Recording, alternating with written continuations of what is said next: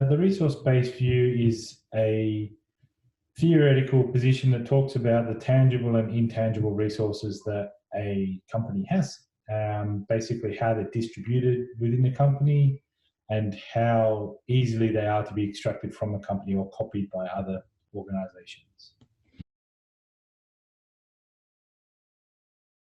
So it's important for sport organizations to know their resources and competencies for a few reasons, but Porter's kind of thinking about strategy talks about the essence of strategy being choosing to perform activities differently from your rivals. So to do that, you need to understand what your resources, your tangible and intangible assets are, and how they kind of come together. So what you're good at in terms of processes and systems, and they're called competencies.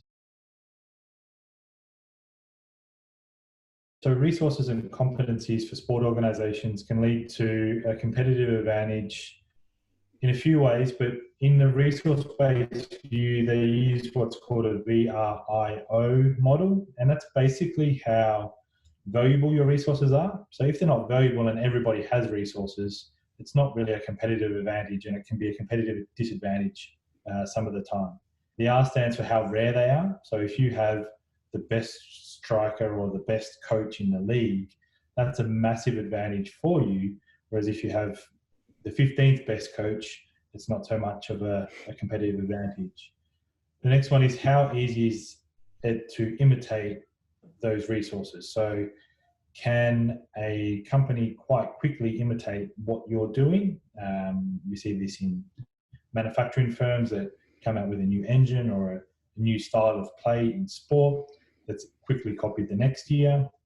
And then the final one is how well do you leverage those resources to maintain that competitive advantage over time? So we see things like culture being quite persistent and quite long-term competitive advantage, whereas products can be imitated quite quickly. So all of those combined add up to what is normally called a sustained competitive advantage. A competitive advantage for sport organizations is doing something that is different from what your other organizations do that has value to your company. So it might be a game plan for elite sport teams. It might be the best technology for an internet-based sport company, and so on and so forth.